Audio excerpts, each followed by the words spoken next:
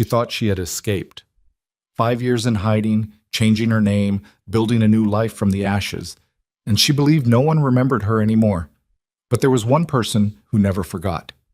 There was one person who had silently stood between her and the darkness all those years, without her knowing. Today, the darkness has returned, and the man she thought had abandoned her has emerged from that darkness. If you're reading this story, please like and comment the city you're reading in so I know how far my story has progressed. Don't leave, because the best part is just beginning. The morning Lena Ashcroft realized she was being watched, she had flour on her hands and a dead arrangement of ranunculus on the work table in front of her. It wasn't the flour that made her stop. It was the SUV. Black. No plates visible from this angle. Parked 3 storefronts down across the narrow 2-lane street that ran through the center of Crestwick, a coastal town so small that strangers stuck out like splinters under skin. She'd seen it yesterday morning, too, idling near the pharmacy while she walked Maisie to school. She'd told herself it was nothing. A contractor, maybe? Someone visiting one of the seasonal rentals. She turned back to the ranunculus and began stripping the lower leaves.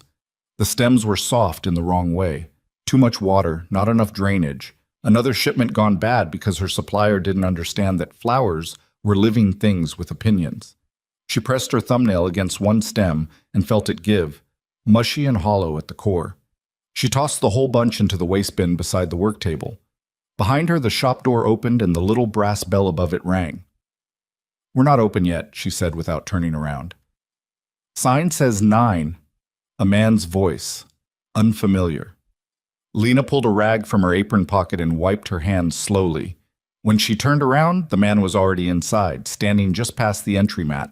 Mid-40s, heavy across the shoulders, the kind of build that comes not from a gym, but from moving things that resist being moved. He was wearing a gray jacket that was slightly too warm for the season, and he was looking at her arrangement wall with an expression of polite interest that didn't match his eyes at all. "We're setting up," she said. "Come back at 9:15. He looked at her then. "You Lena? Owner?" She kept her voice flat. "That's what the sign says." "Nice place." He moved toward the bucket display along the left wall without being invited. His hands stayed in his jacket pockets. "You do weddings?" "I do whatever I'm paid to do." "Good answer." He picked up a stem of dusty Miller, turned it over in his fingers. "You been here long? In Crestwick?" Something cold dropped through her chest. Not fear exactly, more like recognition, the specific alertness of a woman who had spent years learning to identify the moment a conversation stopped being a conversation. "Long enough?" she said. "You looking for wedding florals or not?" He set the stem back, smiled. It didn't travel to his eyes at all. "Maybe. My boss is getting married in the spring. He's particular about flowers." He reached into his jacket pocket, slow, deliberate, and set a business card on the nearest display table. He'd want to meet the florist personally, to discuss the arrangement. He walked out. The bell rang again. Lena didn't move for a full 10 seconds. Then she walked to the card and looked at it without picking it up. No name, no business. Just a phone number printed in clean black type on matte white stock. The kind of card that costs more per unit than she spent on lunch. She picked it up by the corner, walked to the back of the shop, and locked it in the small fireproof box she kept under the sink behind her potting supplies, next to the spare key to the apartment above the shop, next to the roll of cash she maintained at all times for reasons she didn't examine too closely. Then she went to the window and looked at the street. The black SUV was gone. Maisie was 8 years old and had opinions about everything. She had opinions about the color of her backpack straps, about which cereal had the correct ratio of marshmallows to puffs, about whether it was acceptable for a person to say they liked a song without knowing all the words. She had her mother's dark eyes and a gap between her front teeth that made her look perpetually on the edge of a secret. She talked constantly and without self-consciousness in the way that some children do before the world teaches them to be careful. Lena loved her with a ferocity that occasionally frightened her. She picked Maisie up from school at 3:15, which meant locking the shop early, which meant losing the afternoon foot traffic, which she couldn't afford but did anyway because the alternative was Maisie walking the 6 blocks home alone, and that particular alternative was not something Lena was willing to consider. Not since she'd noticed the SUV. Not since the man in the gray jacket. Mrs. Henley says we're doing a diorama about ocean ecosystems, Maisie said, walking fast to keep pace with Lena's longer stride. I want to do the deep zone, the dark part, with the anglerfish. Good choice. Dylan said anglerfish are too scary for a school project. I told him scary isn't a reason to not do something. That's called avoidance behavior. Lena looked at her. Where did you hear that? You said it about the spiders in the storage room. I said we should deal with the spiders, not avoid them. Same thing. Maisie tugged at her sleeve. Can we get the kit from the craft store? The one with the waterproof clay? Maybe this weekend. You always say maybe this weekend. And sometimes it happens. Maisie made a sound of theatrical despair and kicked a pebble off the sidewalk. Lena watched it skip into the gutter and kept walking, watching the street over Maisie's head with the part of her mind she'd trained to run quietly in the background at all times, cataloging vehicles, registering unfamiliar faces, tracking anyone who walked at the same pace for more than half a block. The street was quiet. The late afternoon light was doing something beautiful with the harbor water visible between the buildings at the end of Main Street, turning everything amber and copper, and for a moment Lena let herself believe that this was all there was. This street, this town, this child with her hand tugging at her sleeve and her serious opinions about anglerfish. Then she saw the van. White panel van, parked in the loading zone outside the hardware store. Nothing unusual about that, but the engine was running. She steered Maisie gently but firmly to the inside of the sidewalk, putting herself between her daughter and the street. Mom, you're going too fast. Sorry, baby. She slowed by half a step. The van didn't move. When they passed it, she glanced at the side mirror, could see the driver. A young man, baseball cap pulled low, phone in his hand, apparently absorbed in the screen. She kept walking. By the time they reached the corner, her heartbeat had mostly settled. She told herself, it's nothing. She'd been telling herself that for 5 years. What? The shop's name, Wild Bloom, had been Maisie's idea, or close to it. Lena had said they needed something that sounded alive, and Maisie had looked up from her coloring book and said, without looking up, Wild Things That Bloom. Which wasn't a name exactly, but it was close enough. The space was narrow and deep, a former stationery shop that still smelled faintly of old paper beneath the layers of floral damp and soil and the green, working scent of things growing in buckets. Lena had painted the walls herself, a muted sage that turned different colors depending on the hour of the day. The front window display changed with the seasons. Right now it held a cascade of autumn clematis and drying oak leaf hydrangea that she was actually proud of, which was rare enough to be notable. She'd built this from nothing. From $38 over rent and a borrowed pickup truck and $300 in wholesale inventory she'd priced into the red to get the first few regulars through the door. She had accounts with 2 local hotels and a wedding venue 40 minutes down the coast, and 3 recurring clients who ordered weekly arrangements. And none of it was enough to be comfortable, but all of it was enough to survive. And survival, Lena had learned, was its own form of wealth. What she didn't know, what she had never known, was that the shop's survival was not entirely her own doing. The landlord who'd agreed to hold her rent in arrears for 6 weeks during a slow January had received a call from a man he'd never met, reminding him that certain zoning variances he'd obtained without proper documentation could be reviewed by the county at any time. He'd agreed to the arrangement in under 4 minutes. The loan she'd applied for at the Crestwick Community Credit Union, the one that had gone through on terms better than her credit score should have warranted, had been quietly guaranteed by a holding company registered in Delaware with no visible connection to anything. The man who had followed her home from the night market 3 summers ago, a heavy-set man with a particular way of looking at women alone, he had been found the following week in a hospital in a neighboring county with both wrists broken in clean, deliberate fractures, and had declined to make a police report. Lena knew none of this. She was currently trying to figure out whether she could afford to hire seasonal help for the upcoming flower festival, which the town held every October along the Harbor Walk, and which represented approximately 1/3 of her annual revenue, and which required more bodies than she possessed. She was also trying not to think about the man in the gray jacket. She was failing at the second one. Damien Voss had not slept in 36 hours. This was not unusual. What was unusual was the reason, not operations, not negotiations, not the kind of controlled crisis management that constituted approximately half of his working life. The reason was a surveillance report on his desk, delivered by a man named Reyes, who had been working intelligence for him for 4 years and who was careful with language in the way that only people who had been punished for imprecision tended to be careful. The report was 8 pages. Damien had read it twice. The Veris Syndicate, out of Bucharest originally, now operating through a shell network spread across 6 countries, had obtained a name. The name was not Lena Ashcroft. It was the name she'd been born with, the name she'd buried under a legal process that had cost him more to arrange than most people made in 5 years, the name that connected her to a period in her life that connected her to him. They hadn't confirmed her location yet, but they were close, within a margin he didn't find acceptable. He was standing at the floor-to-ceiling window of the 43rd floor, looking down at the harbor. From here, on a clear day, he could see the water all the way to the outer islands. He couldn't see Crestwick from here. It was 26 miles north along the coast. But he looked in that direction anyway, the way he always did when the weight of it pressed against the inside of his chest. "They're running the name through property records," Reyes said from behind him. He was leaning against the edge of the desk, arms crossed, watching Damien with the careful neutrality of a man who understood that there were things his employer did not discuss and questions that did not get asked.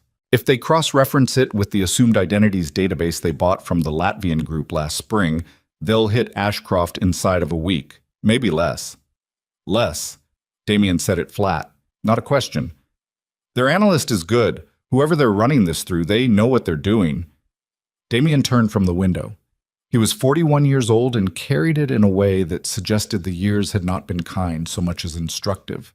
The scar along his jaw, a thin, white line that ran from his left ear to the corner of his mouth, was old enough to be unremarkable. His eyes were the gray of water under cloud cover, and when he was thinking, which was most of the time, they went very still. "Expand the Crestwick team," he said. "I want 2 additional units on the perimeter. Rotate the vehicle schedule. They may have already flagged our current patterns." "Already flagged?" Reyes cleared his throat. "We also have a problem. Norris." Damien looked at him. "He went off script this morning." Reyes kept his voice even. "Went into the shop, made contact. The temperature in the room didn't change, but something shifted in it anyway. He went into the shop," Damien said. "He had a theory that direct contact would give us better intelligence on her daily patterns. He didn't clear it with, 'Where is he now?'" "Conference room B." Damien moved toward the door. Reyes stepped aside without being asked. Norris was a large man, and he sat in the conference room chair with the particular stillness of someone who understood that stillness was currently his best option. He was 46, former military, good instincts usually, and right now he was looking at Damien Voss with the expression of a person who had recently realized he had made an error in judgment that was going to have consequences. "You made contact," Damien said. He didn't sit. He stood at the head of the table with his hands in his pockets, and his voice at a register that people who had known him for years identified as considerably more dangerous than shouting. "I was gathering field intelligence," Norris said. "Visual surveillance has limits. You needed." Damien let the words sit there. "She is alone. She has an 8-year-old child. She has spent 5 years building a life on the assumption that nobody knows where she is, and you walked into her shop." Norris didn't answer. "She will have noticed," Damien said. "She noticed everything. She noticed the vehicle rotation 2 days ago. My analyst flagged a change in her route. She's been taking the long way home since Tuesday. She's careful because careful is what she learned to be. And now you have given her a reason to be more careful, which means she may move, which means we lose coverage, which means—" He stopped, pressed 2 fingers against his temple. "You're off the Crestwick detail." "Sir, you're off the detail. Reyes will brief your replacement. You're on the Hadley account until I decide otherwise." Norris nodded, stood, left without speaking. Damien stood alone in the conference room for a moment. The city spread out below the window here, too. A different angle, the financial district, towers of glass and steel, and the constant, indifferent movement of money. He had built an empire in this city. He controlled more of its moving parts than the people who ran it publicly would have been comfortable acknowledging. He had leverage over people in positions of real power, and he had people in rooms where decisions were made, and he had built all of it from almost nothing over a span of 15 years through a combination of precision and ruthlessness, and a particular kind of patience that most people in his industry didn't last long enough to develop. And none of it, not a single piece of it, felt as significant to him as the problem of a flower shop 26 miles up the coast. He took out his phone, pulled up the surveillance feed, not a live camera, which would have been a different kind of violation he'd argued with himself about more than once, but a passive exterior sensor that monitored the approach to the building. The feed showed the shop front, the flower buckets outside, the hand-lettered window display, a woman moving behind the glass, her shadow crossing the window. Too distant and too blurred to resolve into a face, but he knew the way she moved. He had spent years knowing it. He put the phone away. He needed to find out everything the Varys syndicate knew, dismantle the channel through which they'd obtained the name, and do it fast enough that they never confirmed the location. That was the job. That was what had to happen. He would not go to Crestwick. He had made that decision years ago, and the reasons for it had not changed. His presence there was the one thing that could accelerate the danger rather than contain it. He was the target. Everything dangerous about Lena's situation was connected to him, and the best thing he could do, the only responsible thing, was to stay away and manage the threat from a distance. He believed this. He sat down at the conference room table and opened the file on the Varys Syndicate's financial network and began to work. 3 days later, a delivery arrived at Wild Bloom. There was nothing unusual about this. Deliveries arrived regularly, wholesale shipments, supply orders, the occasional package from online vendors. Lena signed for them without much ceremony. This one was different because she hadn't ordered it. The box was plain white, unmarked except for her shop name, hand-lettered in clean printed capitals. Inside, packed in tissue paper, was a single stem of ghost orchid, an impossibly rare thing, difficult to cultivate, difficult to source, worth more than she'd net in a week. There was no card. She held it for a moment, turning it in the light. The petals were almost translucent. It looked less like a flower and more like something that had no business existing in the ordinary world. She put it in water because she didn't know what else to do with it. She thought about the man in the gray jacket. She thought about the business card in the fireproof box. She thought about the running engine in the panel van. That night, after Maisie was asleep, she sat at the kitchen table with a cold cup of coffee and a notepad, and she wrote down every unusual thing that had happened in the past 2 weeks in the order it had happened, the way her mother had once taught her to process a threat, quietly, systematically, without flinching from what the list said when you looked at all of it together. When she was done, she read it over twice. Then she turned the pad face down on the table and sat in the dark for a long time. Someone knew where she was. The question that was keeping her from thinking clearly was not whether to be afraid. She was already afraid. The question, the one she turned over and over in the dark without landing anywhere comfortable, was whether whoever was watching her wanted to hurt her, or whether, against everything logic suggested, they were doing something else entirely. She didn't let herself finish that thought. There was no productive end to it. She went to bed. She lay awake until 3 in the morning, listening to the sound of the harbor, the water, the occasional creak of the old building settling around her, and Maisie, and the small, hard-won life they had made here together. When she finally slept, she dreamed of nothing. The town's annual Crestwick Harbor Flower Festival was 9 days away when the second strange thing happened. She'd been approached before by sponsors, local businesses wanting to co-brand, regional tourism boards looking for photogenic content, a lifestyle blogger who had suggested a collaboration that Lena had declined with more politeness than she'd felt. None of that was strange. What was strange was the man who came in on a Wednesday afternoon, quiet and professional, and introduced himself as representing a private events company she'd never heard of, and offered to cover the cost of her entire festival booth, setup, materials, inventory, in exchange for permission to display a small logo in her signage. The amount he named was equivalent to what she usually netted from the entire festival. "That's not a sponsorship," she said. "That's a buyout." He blinked. We're a small company. We value community presence. No company values community presence to this degree.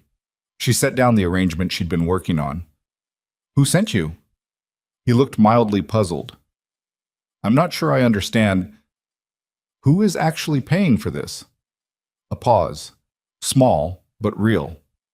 The company has multiple stakeholders. Thank you for coming in, she said. She walked to the door and held it open. He left. She locked the door behind him, turned the sign to close 20 minutes early, and stood in the middle of her shop in the afternoon light with her hands pressed flat against the work table and her breathing careful and deliberate. Someone was trying to take care of her.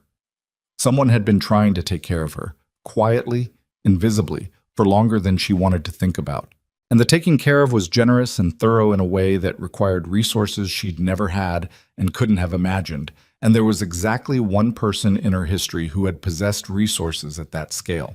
Exactly one person. She'd spent 5 years not saying his name, not even in the privacy of her own head, because names were hooks, and hooks caught things, and she could not afford to be caught.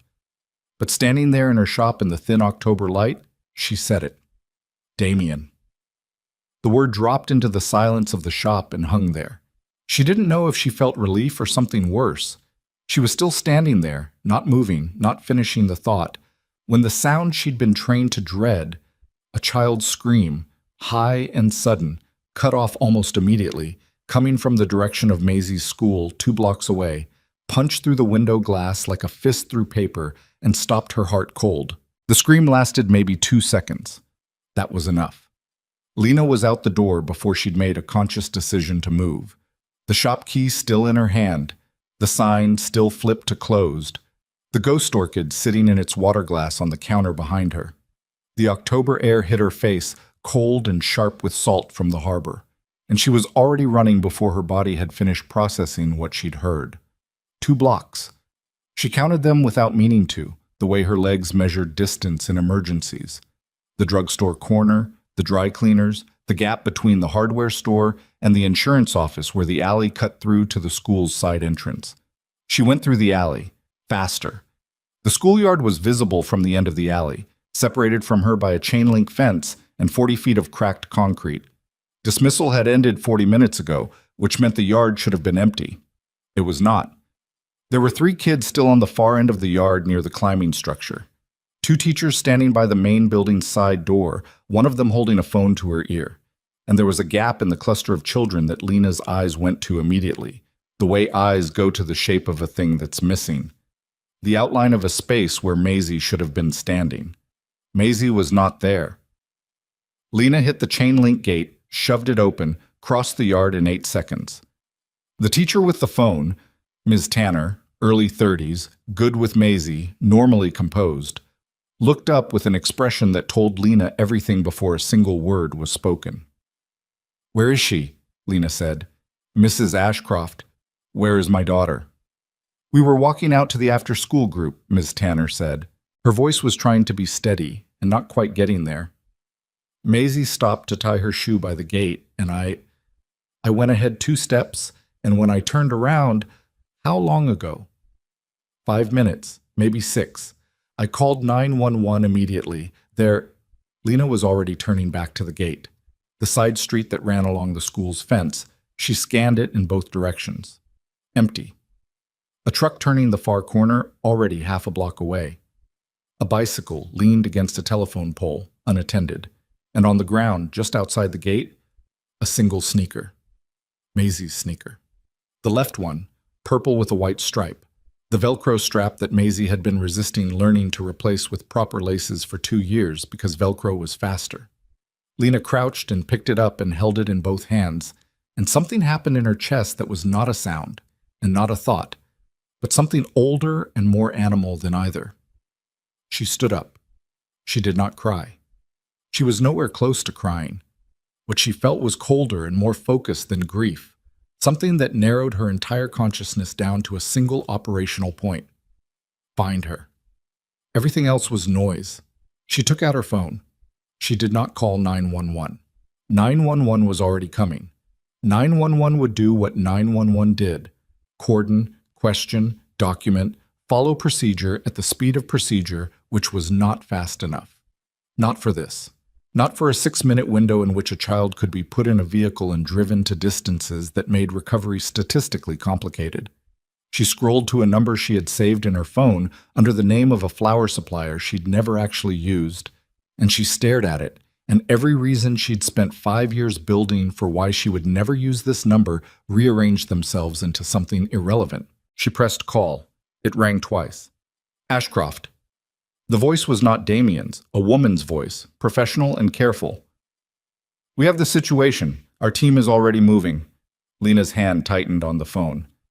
You have people here. We've had people here for some time. Where is she? Not a question. A demand, delivered at a register she didn't recognize in herself. We don't have her position confirmed yet. We're working on it. I need you to go back to your shop and stay there. That's not happening.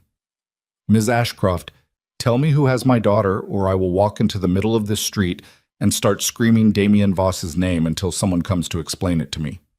A pause. Short. Then, go to your shop. Lock the door. Someone will be there in 4 minutes. The line went dead. What? The someone was a woman named Carver. She arrived in 3 minutes and 40 seconds, not 4, which told Lena something about how long she'd actually been stationed nearby. She was maybe 35, medium height, wearing a canvas jacket that had seen genuine use, and she moved through Lena's shop door like she'd already mapped the interior from the outside, which she probably had. She did not offer a handshake. She went directly to the front window, looked out at the street from the side of the frame without standing in front of the glass, then turned and looked at Lena. You should sit down, she said. Start talking. Carver looked at her for a moment with the flat appraisal of someone recalibrating expectations. Then she sat down herself, on the stool near the counter, and leaned her forearms on her knees. The group that took Maisie goes by Varus. They operate out of Eastern Europe, but they've had a U.S. network for about 3 years. They've been trying to identify your location for approximately 6 weeks. Why? Because you're connected to Damien Voss. And what they want from Damien Voss, they figured out they can't get through direct confrontation. So they went sideways. She kept her eyes on Lena's face. You and Maisie are leverage. That's the only value you have to them, which means she's not in danger yet. She's more valuable intact. Yet, Lena said. I'm not going to lie to you about the timeline. How long has he had people watching me? Carver's expression shifted by something too small to name. That's not my information to give. How long? Another pause. Since before you left. The words landed in the shop like something dropped from a height. Lena turned away from her, faced the work table, looked at the surface of it, the soil residue, the water rings from buckets, the heel marks of stems stripped down over years of repetitive motion. She put both hands flat on it. He never stopped, she said. Not a question. No, Carver said. And he didn't tell me. His position was that I know what his position was. She straightened, turned back. What do your people know right now, right this second? Where is she? We have partial tracking. There was a vehicle, white panel van, 2 males confirmed, heading north on Harbor Road approximately 4 minutes after the grab. We have a team in pursuit, but we've lost visual. We're running plate data now, but the plates will be clean. These people don't make obvious errors. The van. Lena felt something click into place. Tuesday, outside the hardware store. Carver's eyes sharpened. You saw it. Running engine, driver with a phone. I thought... She stopped. I told myself it was nothing. How long ago was that? 4 days. I should have... She stopped again. She could not afford this right now. The should-haves were a room she did not have time to enter. Is Damien coming? He's been notified. That's not what I asked. Carver looked at her steadily. I don't make his operational decisions. Call him, Lena said. Right now, in front of me. Damien picked up on the first ring. Carver had put the phone on speaker without being asked, which suggested either good judgment or standing instructions. His voice came into the flower shop and Lena had to stand still for a moment just to let the sound of it exist in the room without it undoing something she couldn't afford to have undone. Lena. He said her name the way he'd always said it. 2 syllables, no decoration, like it was a fact he was stating rather than a word he was using. Tell me where my daughter is, she said. We're working on it. You've been watching me for 5 years. She kept her voice level. The levelness cost her something. You have operatives embedded in this town. You have surveillance on my shop. You have financial entanglements I didn't consent to with my landlord and my bank. You have been running an invisible security operation around my life without telling me, and someone still took my daughter. Silence on the line, not the absence of things to say, the presence of things being weighed. Yes, he said. That's your answer. I don't have a better one. I don't want a better one. She pressed her fingers against the work table. I want Maisie back. Tell me what you know. A pause. She heard very faintly the sound of movement on his end.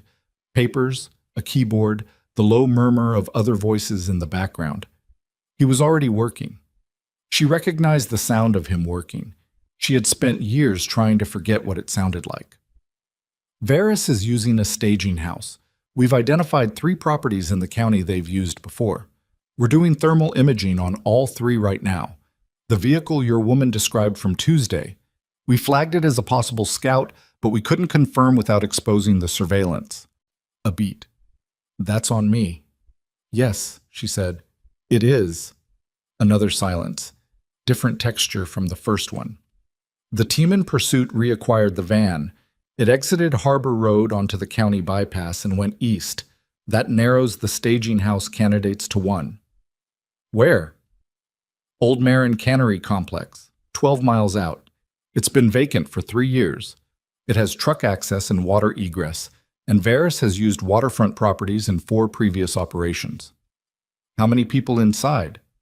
We don't know yet. The imaging? Estimate. 4 to 8, armed. When are you moving? A longer pause this time. She heard him breathe in, slow and deliberate, and she recognized that too. The specific breath he took before he said something he'd already decided but had been hoping not to have to say. I'm 40 minutes out, he said. Something moved in Lena's chest. You're coming. I was already on the road when Carver called. She didn't say anything. There was too much to say, and none of it was for right now. Stay with Carver, he said. Do not come to the cannery. Damien, Lena.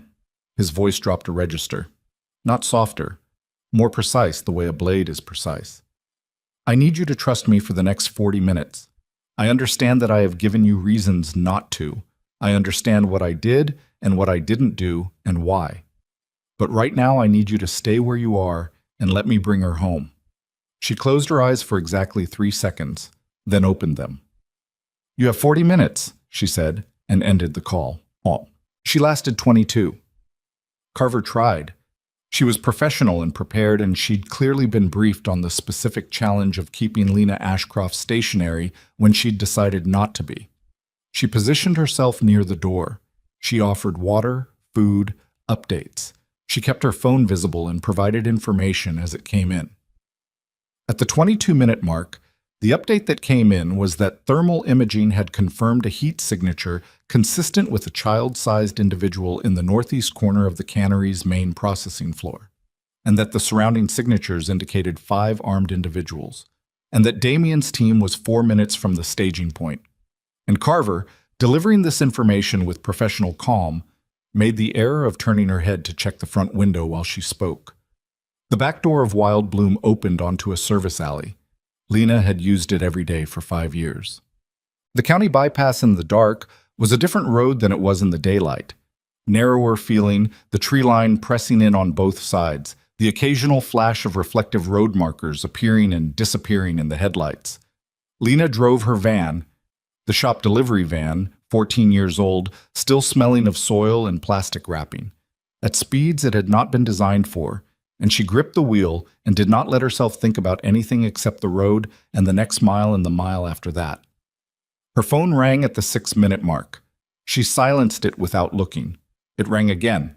She silenced it again. The 3rd time she answered it. Where are you? Carver's voice, very controlled, very unhappy. 12 miles east on the bypass. Ms. Ashcroft, you need to turn around. How far out is Damien's team? A pause. 2 minutes. Then I'm a minute behind them. Tell them. You're not trained for... I've been training for this for 5 years. She took a curve too fast and felt the van's rear end slide slightly before catching. I just didn't know what I was training for. Tell them I'm coming or don't, but I'm not turning around. She heard Carver speak rapidly to someone else, the phone partially muffled. Then, stay behind the perimeter. Do not enter the building. Copy, Lena said, because it was faster than arguing, and ended the call. She could see lights ahead. Not the cannery. That was still a quarter-mile off the bypass, down a gravel access road that she could see the turn for now, marked by a rusted sign she couldn't read at this speed. The lights were vehicles. Black SUVs pulled off the road just short of the turnoff, engines off, no interior lights. She pulled in behind them, got out, and a man she'd never seen materialized from the tree line and said, "Stay back," in a voice that carried no question in it. "I'm Lena Ashcroft," she said. A fraction of a second. Some communication she couldn't see. Then, "Stay behind the vehicles. Do not move until you're told." She moved behind the nearest SUV and looked toward the cannery. It was a long, low building on a narrow finger of land that jutted out into the harbor inlet, visible as a dark mass against the slightly lighter dark of the water. There were no exterior lights. There was no visible movement. It looked absolutely still and absolutely abandoned, and something about the quality of its stillness was wrong in a way that settled into her spine as a physical sensation. Then all the stillness ended at once. Rasen. She heard it before she saw it. A sound like a car door slamming, except it wasn't. It was a shaped charge on a side entrance that Damien's team blew without ceremony or announcement. A compressed concussive crack that sent a brief flash of light over the water and shook the ground under her feet, and she gripped the side of the SUV and held on. Then there was shouting, not panic, controlled shouts, the kind used to coordinate people in a space, and the sound of running, multiple sets of footsteps on concrete, and then 2 shots close together from inside the building, and then a longer silence than she could tolerate. She moved. The man from the tree line materialized again. "Ms. Ashcroft." "I heard gunshots. The team is handling... My daughter is in there." "I understand. Move," she said, and she said it with something in her face that made him hesitate for 1 second. 1 second that she used to step around him and walk toward the building. And he came after her, but he didn't stop her. Maybe because he'd been told she was coming, or maybe because of what was in her face, but she was moving and the building was in front of her, and she pushed through the blown entrance with her shoulder against the metal doorframe and stopped. The main processing floor of the cannery smelled of rust and standing water, and the particular cold of spaces that haven't been heated in years. Overhead, the structural beams ran the length of the ceiling, and what remained of the industrial equipment, long decommissioned, stripped mostly for scrap, cast enormous shadows in the light from the tactical flashlights of Damien's team, 4 of them that she could see, moving in practice patterns through the space. Against the far wall, near what had been a loading bay, there was a cluster of figures, and in the middle of them, held upright between 2 men she didn't know, being walked rapidly toward the exit, was Maisie. Maisie, with her shoes, one of them, the right one, and her backpack still on, and her face doing the expression Lena knew as the one she made when she was very frightened and was refusing to show it, the jaw set, the eyes very wide and very dry, looking straight ahead. "Maisie," Lena said. Maisie's face broke open. She crossed the distance between them at a dead run and hit Lena's arms going full speed. And Lena caught her and went down to one knee with the impact and held on with both arms wrapped completely around her and her face pressed into Maisie's hair. And Maisie was shaking hard and not crying, not yet, just shaking, gripping Lena's jacket with both fists with a strength that didn't seem proportional to an 8-year-old's hands. "I didn't scream again," Maisie said into Lena's neck. Her voice was uneven. "After the first time, I didn't scream. I remembered what you said. Don't give them information." "That's right," Lena said. Her own voice was doing something complicated. "That's exactly right. My shoe came off." "I have it. I have your shoe." "Is it in the van?" "It's in my pocket." Maisie exhaled, a long, shaky breath that went on longer than it started, the sound of a body releasing something it had been holding at significant cost. She didn't let go of Lena's jacket. Lena became aware slowly of footsteps approaching from behind her. One set, measured. She recognized the weight of them. She did not turn around immediately. She stayed on one knee on the cold concrete floor of the cannery, with her arms around her daughter, and she let the moment exist for just a few more seconds before she let the rest of the world back in. Then she turned. Damien Voss was standing 6 feet away, hands at his sides, looking at her and Maisie with an expression she did not have a word for. Not relief exactly, not grief, something that occupied the space where those two things met and resolved into something older and quieter than either. He looked the same. That was the thing that hit her with a force she hadn't prepared for. 5 years. The scar was still there. The gray at his temples was more pronounced. The eyes were the same eyes. He was looking at her the way he had always looked at her, with everything visible and nothing offered, the way a man looks when he has decided that what he feels is his own problem to manage. "Lena," he said. She stood up, kept one arm around Maisie, who had turned and was now looking at Damien with the particular intensity of a child running a calculation she doesn't have enough information to complete. "Who's that?" Maisie said.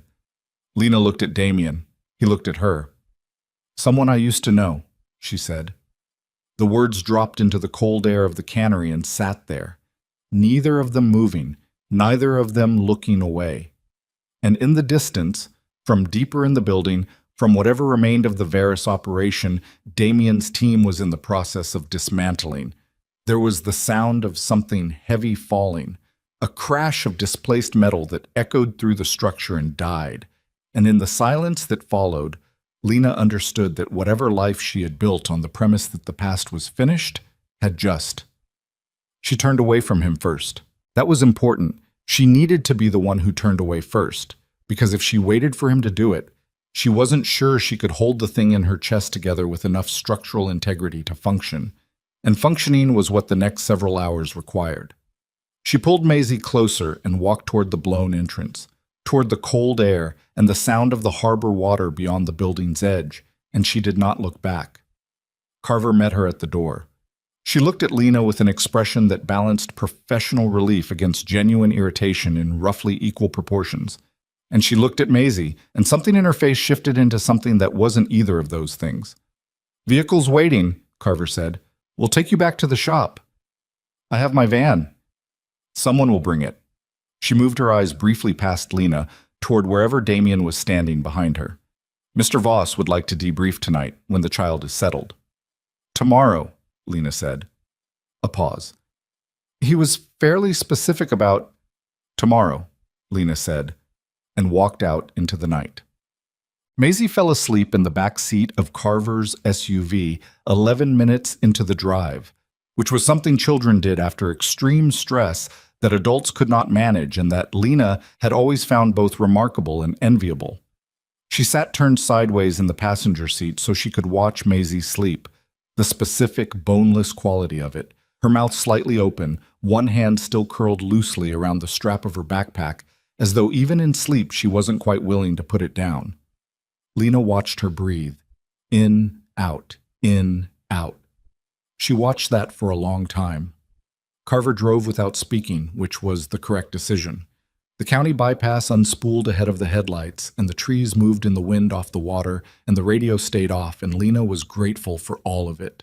The silence, the dark, the uncomplicated continuity of the road.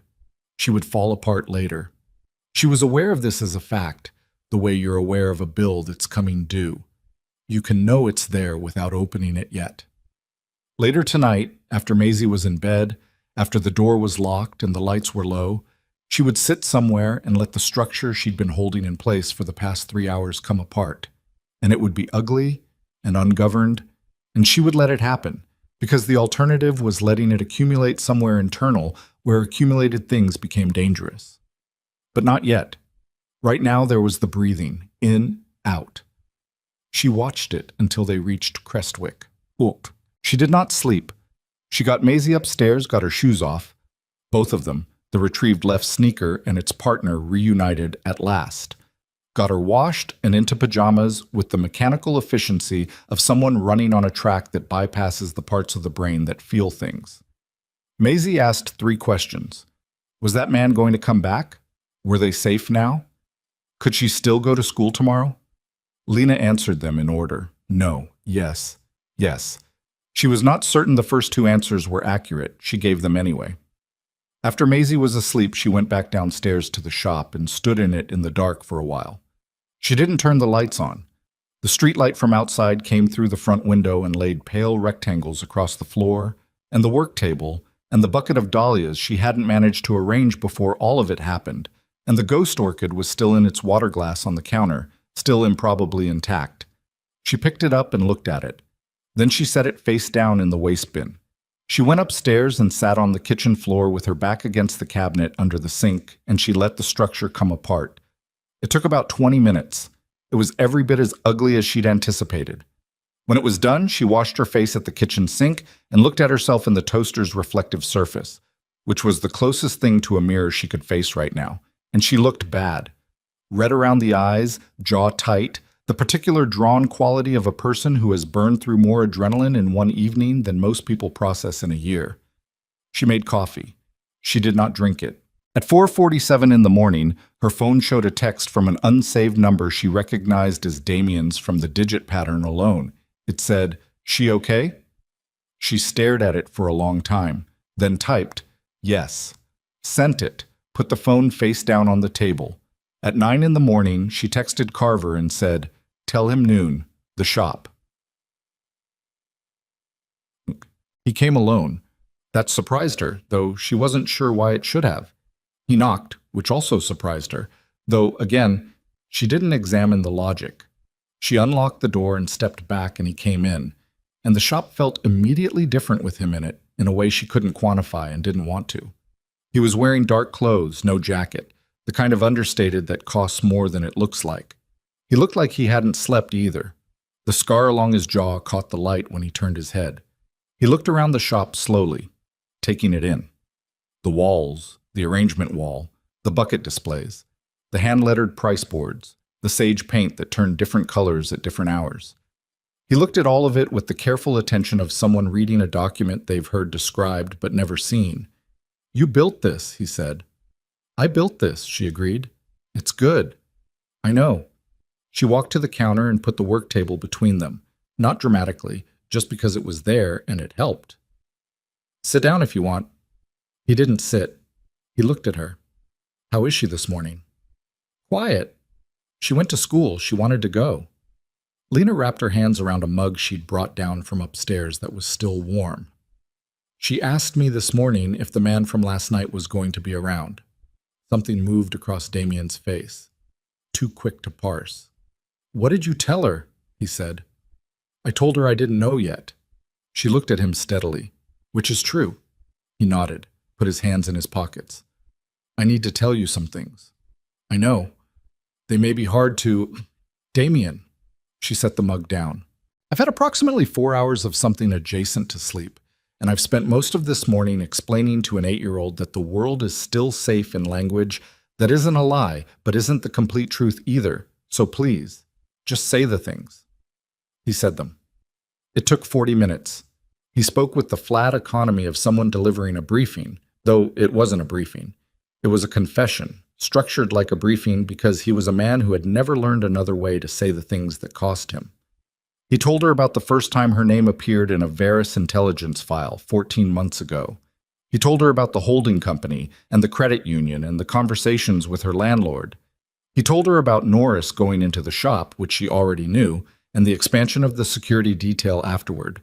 He told her about the Latvian database, the assumed identities cross-reference, the week he'd estimated they had before Veris confirmed her location. He told her they'd confirmed it in 4 days. He told her that the breach, the leak that had allowed Veris to identify her name in the first place, had come from inside his own organization. That was the moment she stopped looking at the work table and looked at him instead.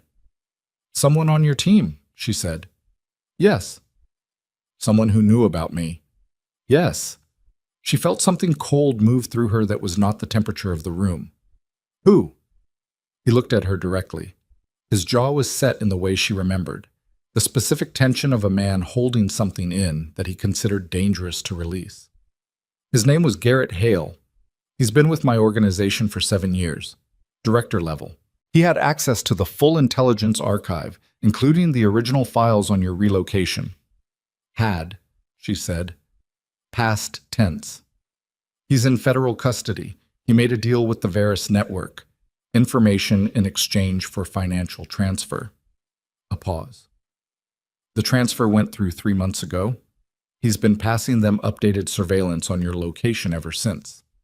Lena put both hands flat on the work table. She looked at her own hands. She was aware of her breathing, the rate of it, the shallowness. She made a deliberate effort to slow it. 3 months, she said. Yes. For 3 months, someone inside your operation has been feeding them my location, my routine, my daughter's school schedule. Yes. And you didn't know. The pause before his answer was the most honest thing he'd said so far. No. She laughed. It was not a warm sound. It came out of her like something displaced, like water from a vessel that's been struck. She turned away from him and faced the arrangement wall. The dried stems, the eucalyptus bundles, the hanging lavender she'd put up in July, and she pressed her fingers hard against the surface of the work table and breathed. You built a security apparatus around my life, she said, without my knowledge or consent, for 5 years, and the breach came from inside it. Yes.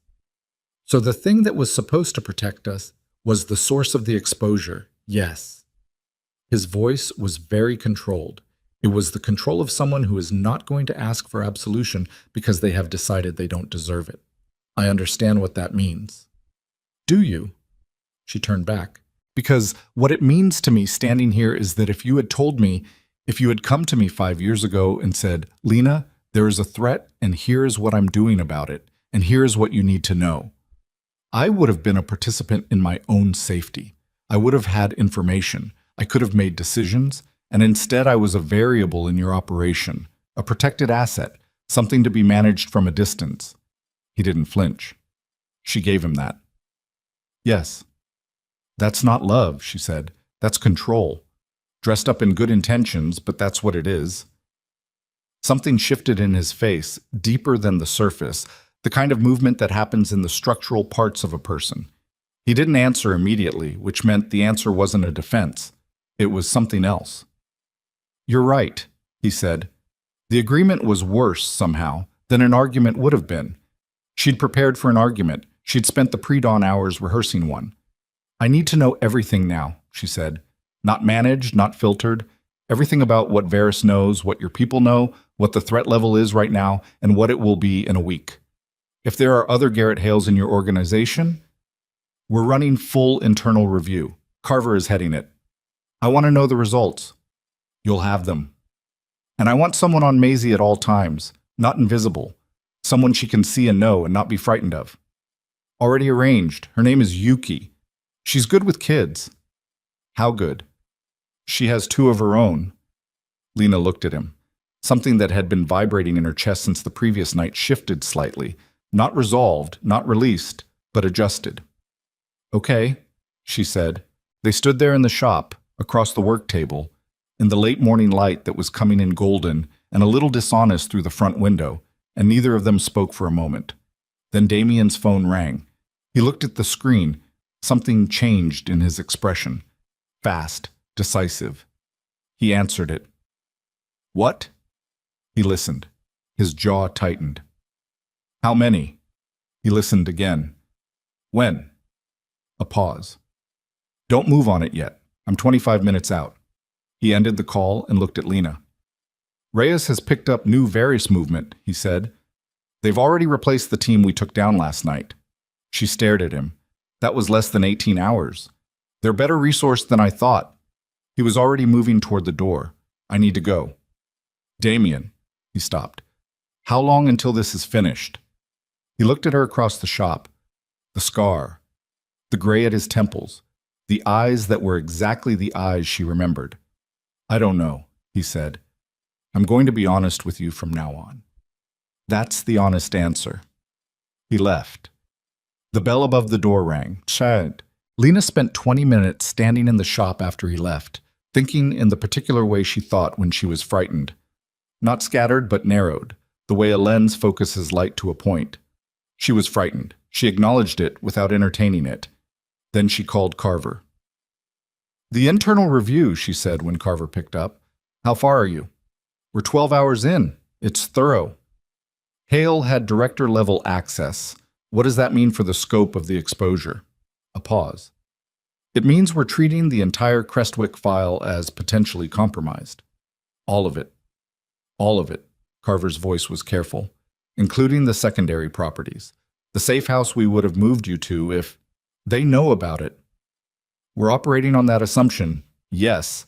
Lena looked at the front window of the shop. At the street outside, the ordinary Wednesday morning street with its ordinary Wednesday morning people, and somewhere out there a replacement Varys team who had materialized overnight like something that grows in the dark. "The festival," she said.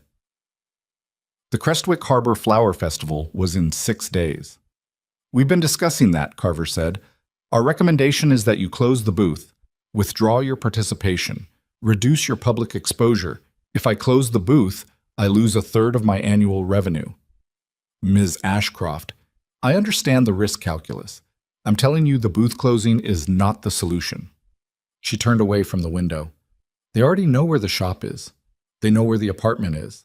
Pulling back from the festival doesn't change my location. It just removes one point of access while costing me money I don't have." She paused.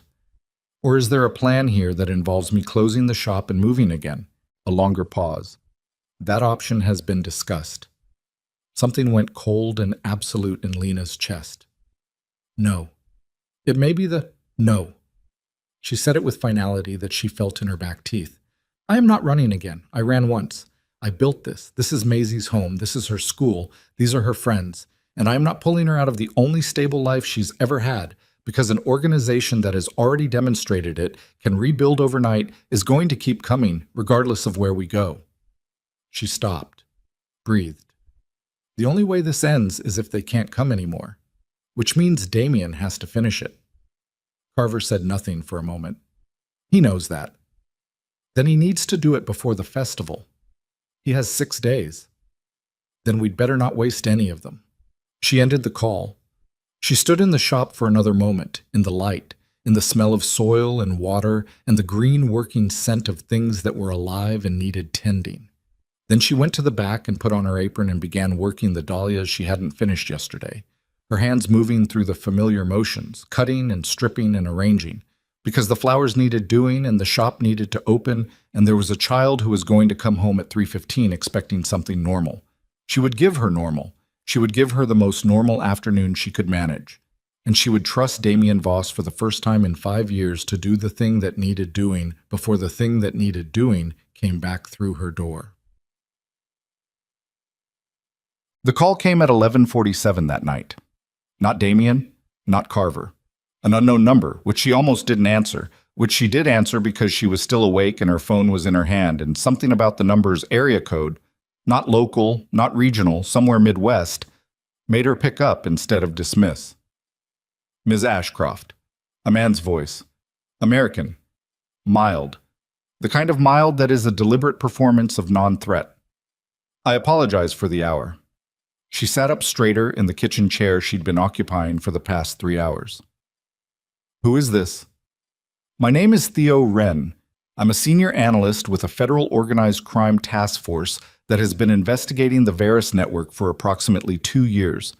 I'm calling you because a situation has developed that you need to know about before it develops further." Something very specific happened in her chest. "How did you get this number?" "We've had a file on Damien Voss for considerably longer than 2 years, Wren said. "Your name appears in it. Not the name you're using now. The name you were born with. Ms. Ashcroft, I want to be direct with you because I think you respond to directness. We are 24 hours from moving against both the Varys network and the Voss organization simultaneously. This operation has been in planning for 18 months. We are not in a position to delay it." The room was very quiet. The refrigerator hummed. The harbor was a distant, neutral presence beyond the walls. "You're arresting Damien," she said, "among others. Tomorrow." "Within the next 24 to 36 hours, yes." She closed her eyes, opened them. "What does this have to do with me?" The operation requires us to pull all field assets from the Crestwick area. If we leave people in place, Varus Signals intelligence will detect the federal presence and the entire network goes dark. We need a clean approach window, which means for approximately 8 hours, you and your daughter will be unprotected. The word hit her like a physical object. 8 hours, she said. We understand the exposure. We're asking you to relocate to a federal secure facility for that window. We can have you and Maisie in a protected location within the hour. And Damien, Mr. Voss will be taken into custody at approximately 6 a.m. The Varus operation will be moved against simultaneously. By noon tomorrow, the threat against you will be resolved through federal interdiction rather than a brief pause, deliberate, extrajudicial methods. She understood what he wasn't saying. He wasn't saying, before Damien can finish it himself. He wasn't saying, we are cutting the legs out from under the only plan currently protecting you and your daughter. He wasn't saying those things because he had the careful language of a federal officer and she was a civilian. He needed cooperative. If I don't go with you, she said, Ms. Ashcroft, if I stay here, if I don't relocate, what happens to the operation? The operation proceeds regardless. Your safety during the window period becomes significantly more uncertain. She looked at the kitchen table. The notepad she'd written the threat list on 3 days ago was still there, face down. She turned it over without thinking.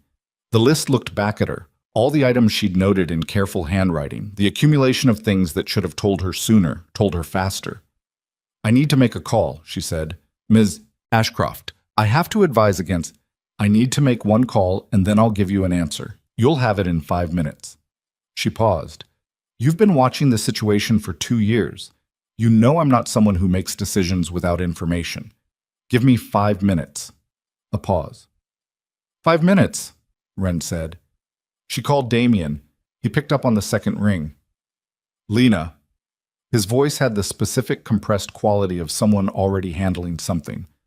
A man named Theo Wren just called me. He says he's federal organized crime. Silence. A beat of it. Then, Wren. You know him.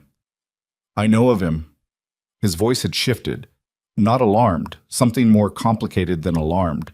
The register of a man adjusting rapidly to information that changes a map he thought he knew. What did he tell you? She told him. All of it. She was aware that she was potentially telling a man under federal surveillance that he was about to be arrested. And she did it anyway, because the alternative was making a unilateral decision that would strand Maisie in a federal safe house, while the only plan protecting them collapsed from under both ends simultaneously. He listened without interrupting. When she finished, he was quiet for 4 full seconds. They moved the timeline up, he said. It was not directed at her. He was talking to himself in the specific way of someone realizing something. Wren's people moved the timeline up. He stopped. Lena, don't go with him. Why? Because if they pull the field assets and arrest me simultaneously, there's an 8-hour window where nobody is running active interdiction on Varus. Not my team, not federal. Everyone is in custody, processing, or operational silence. Varus will know. They always know when a net closes. They monitor federal signal traffic. She understood before he finished. They'll move in that window. A federal safe house is a known typology. They have playbooks for it. Damien, her voice was very quiet. If they arrest you, who runs interdiction? Another 4-second silence, but this one felt different. Not calculating, something more exposed than calculating. I have a contingency, he said. Reyes can hold it for 8 hours, but I need to not be in a federal processing facility for those 8 hours. A pause. Which means I need to not be arrested before this is finished. How long do you need? 24 hours. If I can get to the Varus leadership structure directly in the next 24 hours, I can collapse the network from the inside before federal interdiction makes the whole thing go dark. She stood up from the kitchen chair and walked to the window and looked out at the street below. Crestwick, at midnight, was exactly as quiet as it should have been. The streetlights made their ordinary light. A cat crossed the road near the pharmacy. Theo Wren is waiting for my answer, she said. I know. If I say no to him, he'll move on the operation anyway. but he'll know you warned me. He may try to use that as, I don't care what he uses it as. She said it calmly. I care about Maisie being safe in 36 hours. She turned from the window. Tell me what you need from me. He told her. It was not a long conversation. It was specific and operational, and it asked things of her that she would not have agreed to 48 hours ago, before Maisie's shoe on the pavement outside the school gate, before the cold concrete floor of the cannery, before she had stood in her shop and said Damien into the afternoon light and understood that the line between the past and the present had never been as solid as she'd needed it to be. When he finished, she said, If this goes wrong, I know. No, listen to me. She kept her voice even. If this goes wrong, Maisie has an aunt in Portland who doesn't know she exists. Her name is Carol Ashcroft. I have documents in a fireproof box under the sink in the back of the shop. Everything Carol would need is in there. You make sure she gets it. A silence, the kind that says something without using words. Nothing is going to go wrong, Damien said. I know you believe that, Lena said. Promise me anyway. He promised her. She called Theo Wren back. She told him she appreciated the call and understood the risk, and had decided to handle her family's security through private arrangements she was confident in. She told him this in the measured, unfrightened voice of a woman who had been making decisions alone for 5 years and was not going to be leveraged by the shape of the word federal. Wren said, Ms. Ashcroft, I need you to understand that if you interfere with a federal— I'm not interfering with anything, she said. I'm declining a voluntary relocation offer. That's my right. She paused. I hope your operation goes well. She ended the call. She set the phone on the table and looked at it for a moment. Then she went to the fireproof box under the back sink and checked that the documents were in order. The ones for Carol, the ones for Maisie, the roll of cash, the spare key. And she closed it and went upstairs and checked on Maisie, who was sleeping in the exact same position she'd been in when Lena checked an hour ago. And she stood in the doorway for a moment and watched her breathe. In, out. Then she went back downstairs to the shop, because someone had to open it in the morning, and the dahlias on the table still needed finishing. And she stood in the quiet dark of wild bloom at midnight and began to work, her hands moving through the familiar motions, because this was what she had. This was the life she had mad. She finished the dahlias at 2 a.m. and went upstairs and lay down on top of the covers with her shoes still on and closed her eyes, and did not sleep but rested, which was not the same thing, but was what was available. At 5:40, she heard Maisie moving in the next room. At 6:15, she had Maisie dressed and fed and walking toward school with Yuki, the operative Damien had assigned, a compact woman in her mid-30s with a runner's build and an easy manner with children that appeared entirely genuine, 3 steps behind them. Maisie had decided Yuki was acceptable, which she communicated by asking her 17 questions about marine biology before they reached the school gate. Yuki answered all 17. At 7, Lena opened the shop. At 7:43, Reyes called. Damien moved last night, he said. He had a low, clipped voice, not unfriendly, but efficient.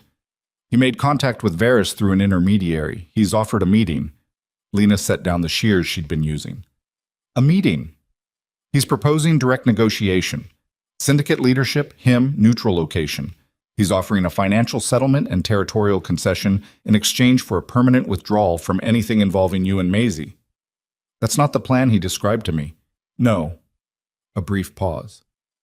The plan he described to you was the plan for if the meeting fails. She absorbed this. Where's the meeting? He hasn't told me. Reyes. Ms. Ashcroft, I'm telling you everything I have. He compartmentalized this specifically because he didn't want operational details compromised if federal surveillance picked up our internal communications. A pause that had texture to it, something sitting behind the professional neutrality. He also didn't want you to be there. He knows I'd go. That would be my assessment, yes. She looked out the front window of the shop at the street. The morning was gray, low cloud coming in off the water, the kind of October morning that couldn't decide whether it wanted to rain. The festival was in 5 days. The booth frame was already set up along the harbor walk. She'd done it 2 days ago before everything came apart, and it was sitting out there right now with its bare wooden skeleton, waiting for flowers and banners, and the specific organized chaos of her biggest revenue week. "What's my job?" she said. "Stay visible, keep the shop open, behave exactly as you normally would. If Varys has eyes on the shop, and they do, any deviation from your pattern tells them something is happening. So I'm the decoy. You're the anchor. You make the situation look stable while he moves." She understood the operational logic. She also understood that the operational logic required her to stand in her shop and arrange flowers while Damien Voss walked into a room with the people who had taken her daughter 48 hours ago and tried to buy them off with money and territory. And if that failed, if the meeting was a trap, if Varys decided that eliminating Damien directly was more valuable than any negotiation, there would be no signal, no warning. She would just stop hearing from him. "How will I know if it goes wrong?" she said. Reyes didn't answer immediately. That was its own answer. "Keep your phone on," he said. "I'll call you." The morning passed the way mornings pass when every minute is being counted, slowly, with the specific weight of time that is being endured rather than spent. She had 2 walk-in customers before noon, a woman ordering a sympathy arrangement for a neighbor, a teenage boy buying a single stem of something for reasons he didn't articulate, paying in crumpled bills with the focused solemnity of someone conducting serious business. She helped them both. She took the money. She said the correct things. At 12:18, 2 men she didn't recognize walked past the shop front slowly. Not unusual. People walked past shop front slowly all the time. But these 2 walked in the particular way of people conducting a survey, their attention moving across the building's facade with a quality of assessment rather than casualness. And one of them glanced at the alley entrance alongside the building in a way that was not the glance of a person looking at an alley, but the glance of a person evaluating an alley. She watched them until they turned the corner. She texted Reyes. 2 men. Northwest corner, heading toward harbor. Then she went back to the arrangement she was building, a corporate weekly for the hotel account, white and green, spare and clean, and her hands kept moving while her mind ran a parallel track that had nothing to do with flowers. Reyes texted back 4 minutes later. "We have them. They're Varys peripheral, low-level surveillance. Don't respond." She set the phone down and kept working. At 2:15, Carver walked in. She was not in operational clothes. She was in civilian dress, dark jeans, a gray sweater, and she moved through the shop door and looked at Lena with an expression that had the specific controlled quality of someone managing information carefully. "What happened?" Lena said. Carver walked to the counter and leaned against it and crossed her arms. "The meeting happened. And Varys didn't send leadership. They sent 4 men with guns to a location they'd had 48 hours to prepare." She paused. Damien walked into it and walked out. 2 of his people are in a private medical facility with non-critical injuries. He's unhurt. Something in Lena's chest released a tension she hadn't fully registered carrying. The negotiation. There is no negotiation. They were never going to negotiate. Damien knew that was possible. He told me before the meeting that he gave it 40%.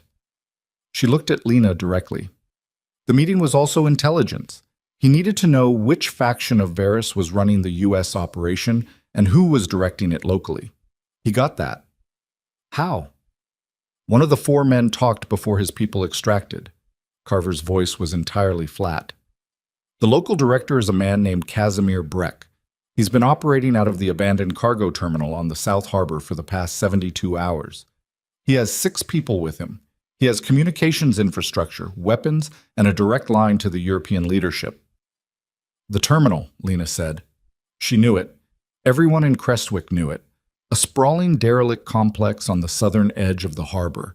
3 enormous rusted warehouses and a collapsed loading crane, fenced off and posted with no trespassing signs that the town had been arguing about for years. "Damien is moving on it tonight," Carver said, "before the federal operation closes the window."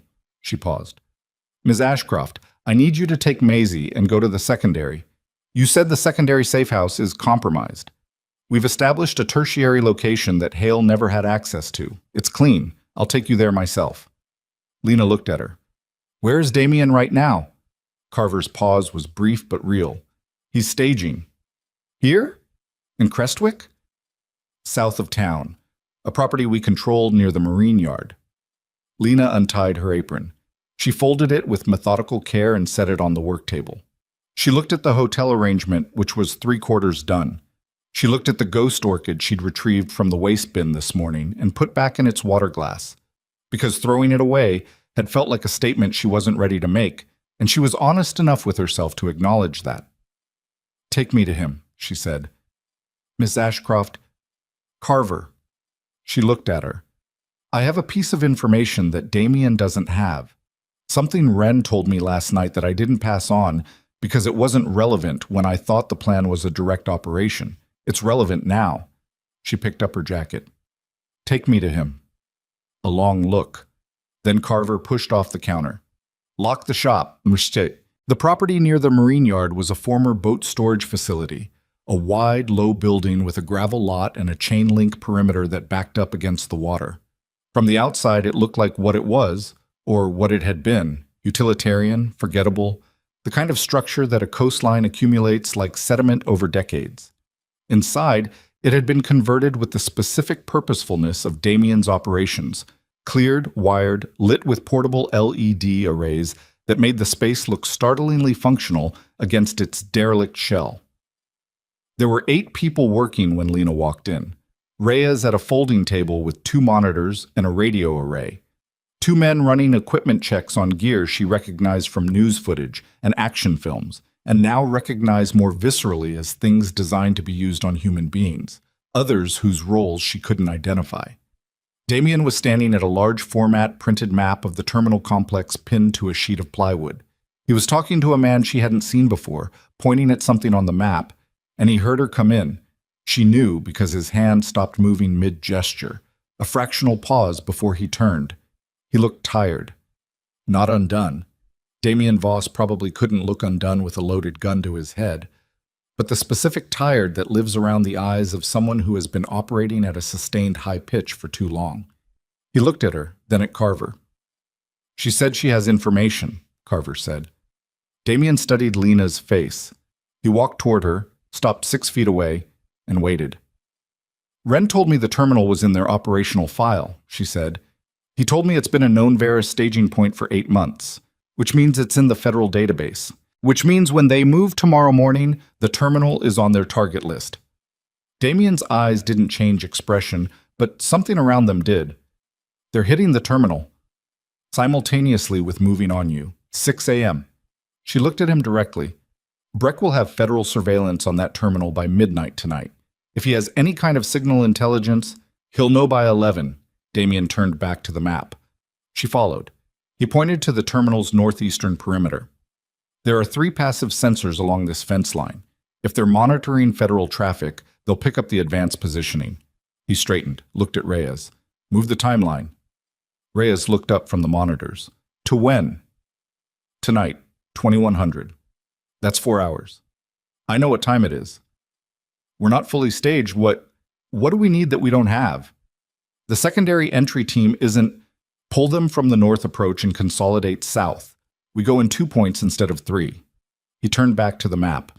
His finger moved to the loading bay on the southern face. "Breck will have concentrated here and here based on the water approach. He's thinking about boats, not the landward perimeter. We use that." He turned to Lena. "The information you just gave me changes the viable entry window by approximately 6 hours. That is not nothing." "I know," she said. They looked at each other. The busy noise of the facility continued around them. Equipment sounds, low voices, the radio Reyes was working, and in the middle of it they were briefly in a pocket of quiet that was just the 2 of them and everything that existed between them that neither of them had words for yet or time. "Go with Carver," he said. "The tertiary." "I know." She didn't move immediately. "Damien, Breck had 4 people at that meeting today. He has 6 at the terminal. That's 10 people. She paused. "How many people do you have in this room?" He looked at her for a moment. "Enough." "That's not an answer." "It's the answer I have." His voice wasn't hard. It was something more final than hard. "Lena, take Maisie. Go somewhere clean and stay there until Reyes calls. That's what I need from you right now. The only thing." She held his gaze for 3 more seconds. Then she nodded once and turned and walked back to Carver. She didn't look at the map. She didn't look at the gear. She looked at the floor in front of her feet, and she walked, and Carver fell in beside her, and they went out into the gray afternoon together. The tertiary safe house was a 2-bedroom apartment above a hardware store on the inland side of Crestwick, 3 blocks from the water, registered under a corporate name that had no visible connection to anything. It smelled of fresh paint and the specific absence of anyone having lived there, which was its own kind of smell. Maisie arrived with Yuki at 4:15, backpack over one shoulder, with the contained, evaluating expression she'd developed in the past 48 hours, the one that said she understood more was happening than she was being told, and was choosing to accept the incompleteness of the information while holding a private reservation about it. She looked at the apartment. She looked at Lena. "Are we sleeping here tonight?" she said. "Just tonight." Maisie set her backpack down on the nearest chair with the deliberateness of someone establishing a perimeter. "Is it because of the men?" "Maisie." "The ones from the school." She looked at Lena with the dark eyes that were exactly Lena's eyes, direct and unfrightened, and already doing the work of understanding something she'd been handed without a manual. "Are they coming back?" Lena crouched down to her level. She looked at her daughter's face, the gap-toothed seriousness of it, the jaw that was set in the same way Lena's own jaw set when she was deciding something. "Some people are dealing with it right now," she said, "so that they won't come back." "Is it the man from the cannery?" A pause. "Yes." Maisie considered this for a moment with the gravity of someone reviewing a complex file. "He has sad eyes," she said finally. Lena looked at her. "Yeah," she said. "He does." Maisie nodded, apparently satisfied with the symmetry of this, and picked up her backpack and went to investigate the bedroom. The call came at 9:47 p.m. Not Reyes. Damien's number. She answered it with her heart doing something irregular against her sternum. "What's happening?" "We're at the perimeter." His voice was low, slightly compressed, the acoustics of a person speaking with particular quietness in a dark, open space. She could hear wind, harbor water. "Everything looks consistent with Rhea's thermal data. Breck is where we expected." "Okay," she said. "I wanted—" He stopped, recalibrated. "Reyes will call you when it's finished." "Damien." She kept her voice even. "What were you going to say?" A silence of maybe 4 seconds. Outside the apartment window, Crestwick was quiet. Somewhere in the building below, the hardware store's plumbing moved water through its pipes. Maisie was asleep in the next room. Yuki was in the kitchen with coffee and a book she wasn't reading. "I'm going to say it after," he said, "when this is done." "Say it now," she said. "In case." Another silence. Longer. "In case," he repeated. Not mocking. Something else. The way a person repeats a phrase when they're deciding to step through it rather than around it. "I should have come back 3 years ago, when the first Varus flag appeared. I should have come to you and told you everything and asked what you wanted instead of deciding what was best for you from 40 miles away." A pause. "That's it. That's the thing. I should have come back." Lena sat on the edge of the apartment's unfamiliar bed and pressed her free hand flat against her knee. "Go," she said. "Come back after." The line went quiet. She sat in the dark and waited. 9:58 p.m. 10:12, 10:31, and she got up and walked to the window and looked at the town, at the streetlights and the dark gap where the harbor was. And she made herself breathe at the rate of a person who is not coming apart, which required more active management than she would have liked. At 10:49, she heard it. The terminal was 400 meters from the apartment as the crow flew, and the explosion, shaped charge on a reinforced loading door, she would learn later, was not enormous by any objective measure. But in the quiet of a Crestwick Tuesday night, it was enough to reach her through the window glass as a compression of air and a sound that arrived in her bones before it arrived in her ears. Then there was silence again. Then, distantly, the sound of vehicles. Then, nothing. At 11:03, her phone rang. Unknown number. She almost didn't answer. She answered. Ms. Ashcroft. Theo Wren's voice, careful and mild as it had been the previous night. I'm going to need you to listen to me carefully. Everything in her went still. The federal operation has moved up, Wren said. We repositioned when we picked up activity at the terminal. Our teams are on site. He paused. Ms. Ashcroft. We have Damien Voss in custody. The apartment was very quiet. We also have a situation, Wren continued. Casimir Breck was not at the terminal when our teams arrived. He left approximately 90 minutes ago. We believe he was tipped, not by anyone in your circle, but by a communication intercept from within the federal operation itself. A pause. We have a leak on our end. Breck knows the net closed, and he knows that with Voss in custody and the operation dismantled, there's a window. A window, she said. He has one operative remaining. We've tracked the operative's last known position to the Creswick Town Center, approximately 3 minutes ago. Wren's voice was steady, and she hated him for the steadiness of it. Ms. Ashcroft, I need your current location. She didn't give it to him. She ended the call. She was across the apartment in 4 steps, through the door, into the kitchen, her hand already on Yuki's shoulder before Yuki had finished reacting, and she said, low and completely level, one operative, 3 minutes out, Brex. Do you have a secondary extract? Yuki was already on her feet, the book gone, the easy manner of the afternoon replaced by something that was entirely different in texture. Vehicle in the lot behind the building, keys are in the drop box by the back stairs. She was already moving toward the bedroom. Maisie first, 2 minutes. 1, Lena said, and went for the fireproof box she'd transferred from the shop this morning by habit and foresight, the 2 things she trusted most in herself, and she had it under her arm and her shoes on and her jacket half zipped by the time Yuki came out of the bedroom with Maisie, who was awake, who was in her jacket with her backpack on, who looked at her mother's face with the dark, direct eyes and said nothing at all. They went down the back stairs fast and quiet. The night air hit them cold and salt-sharp. The lot behind the building was 3 cars and a dumpster, and the specific silence of a space where nothing was happening yet. The vehicle was a dark blue sedan, unremarkable, exactly the right kind of anonymous.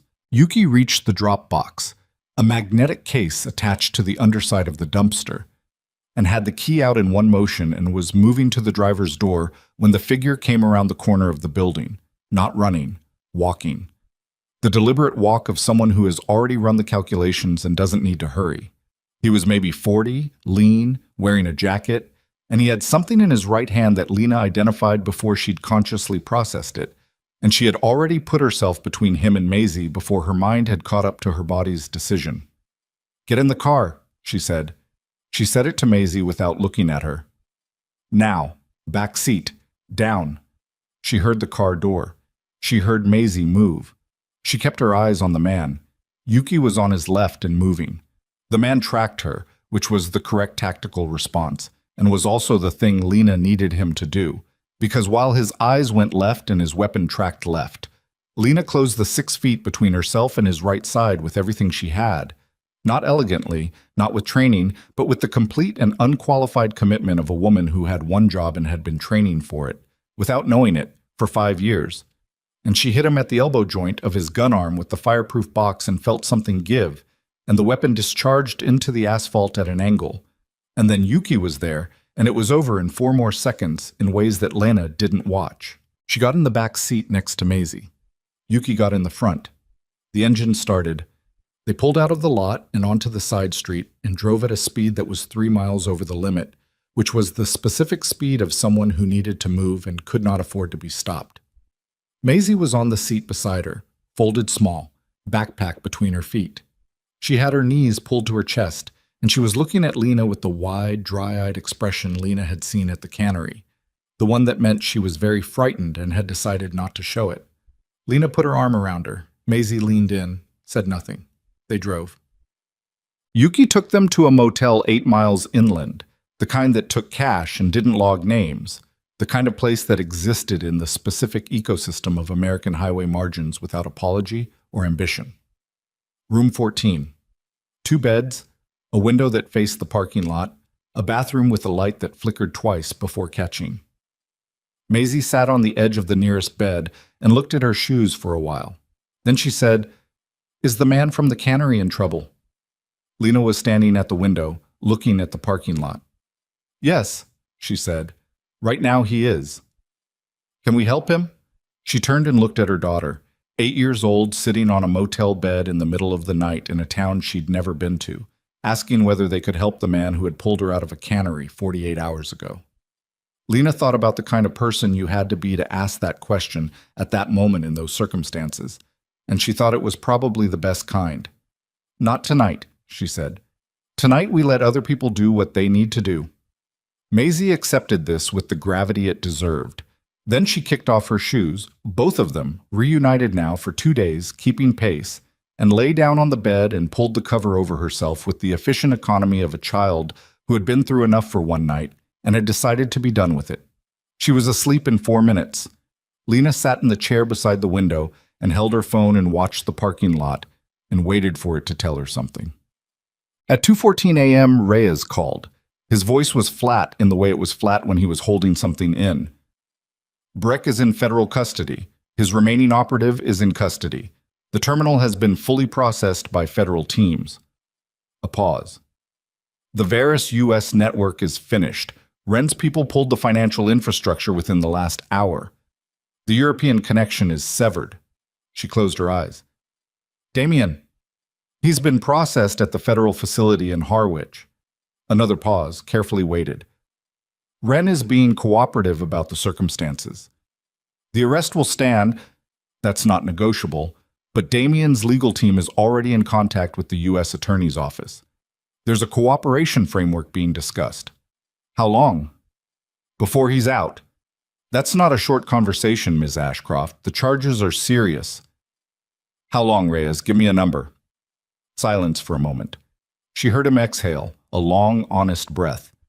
"If the cooperation framework holds and the U.S. Attorney accepts the terms his team is proposing, and there is genuine value in what Damien can offer them about the broader network, possibly 18 months.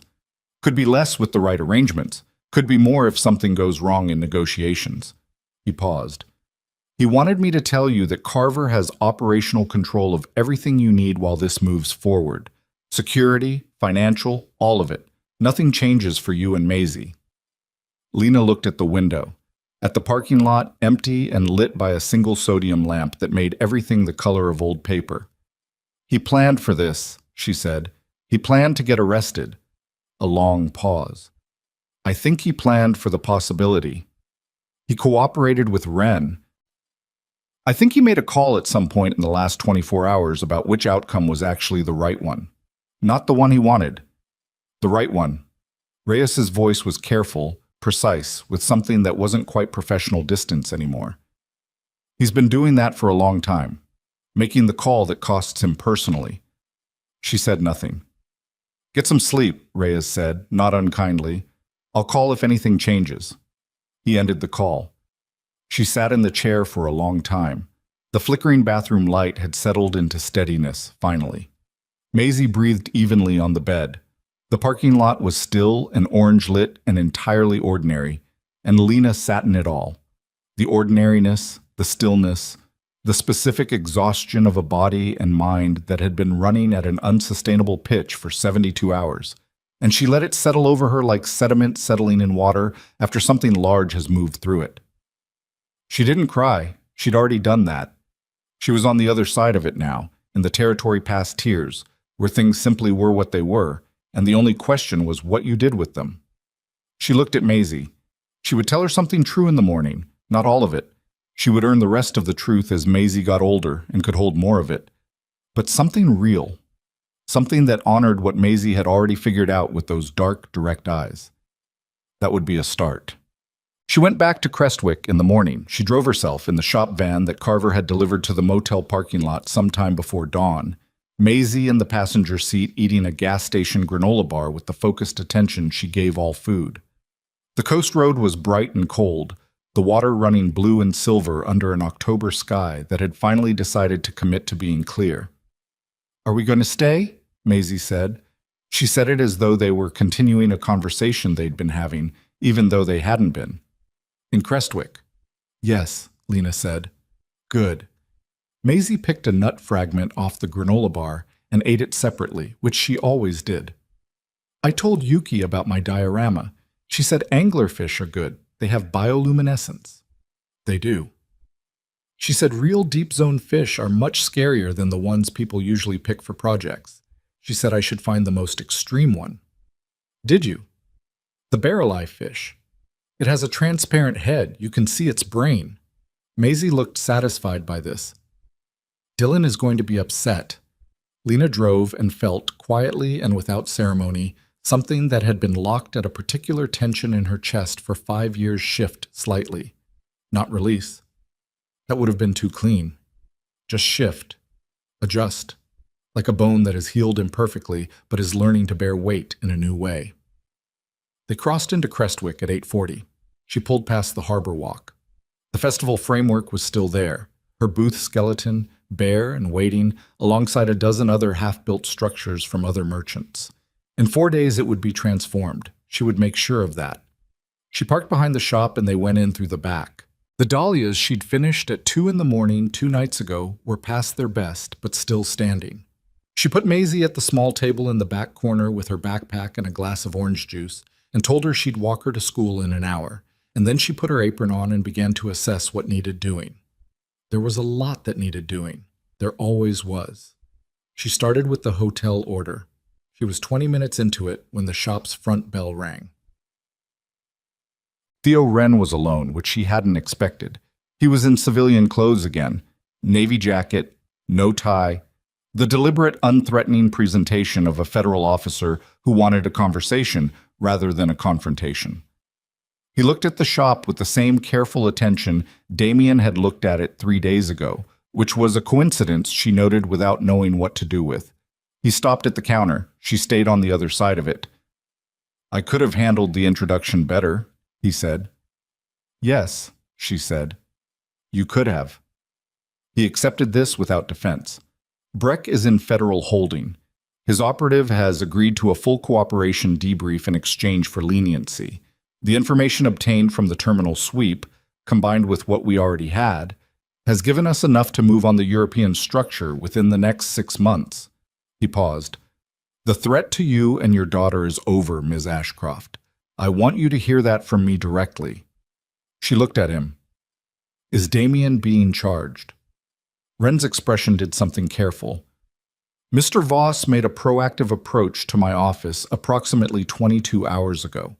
He provided information and documentation on the Veris financial network, the Latvian database operation, and 3 other criminal organizations operating within our jurisdiction."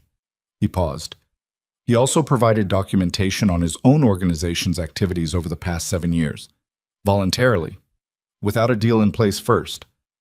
She let that settle. "He walked into your office," she said, "before the terminal, before the arrest. Shortly before, yes, he made the approach, provided the documentation, and then indicated that he understood there would be legal consequences for him personally and that he accepted them." Wren looked at her with an expression she was having trouble reading. Not pity, not professional satisfaction, something more honest than either. "In my experience, Ms. Ashcroft, people in his position don't do that. They negotiate, they minimize, they find leverage. They don't walk in and put everything on the table and ask for nothing in return." He asked for nothing. He asked that the information be used to protect 2 people, that the outcome for them be, and I'm quoting him, clean. Wren paused. That was the word he used. Lena turned away from him. She faced the arrangement wall and looked at it without seeing it. Outside, through the front window, Crestwick was doing what it did on a bright October morning. The hardware store was opening. A woman was walking a dog. A delivery truck was attempting a 3-point turn on the narrow street with the resigned persistence of delivery trucks everywhere. "What happens to him now?" she said. "His legal team and the U.S. Attorney's Office are working through a cooperation framework. The documentation he provided has genuine value. It's going to make our operation significantly more effective and substantially reduce the network's ability to reconstitute." Wren chose his next words with visible care. "I'm not in a position to make promises about timelines. I can tell you that the cooperation is being taken seriously at the level where these things are decided." He paused. and I can tell you that the charges reflect what the evidence supports, which, given the nature of the voluntary disclosure, is considerably less than what a full investigation would have produced. She turned back, looked at him. How long? He looked at her steadily. Best case. 8 months? If the framework holds and the cooperation continues to produce results. He paused. That's genuinely the best case. I'm not inflating it. 8 months.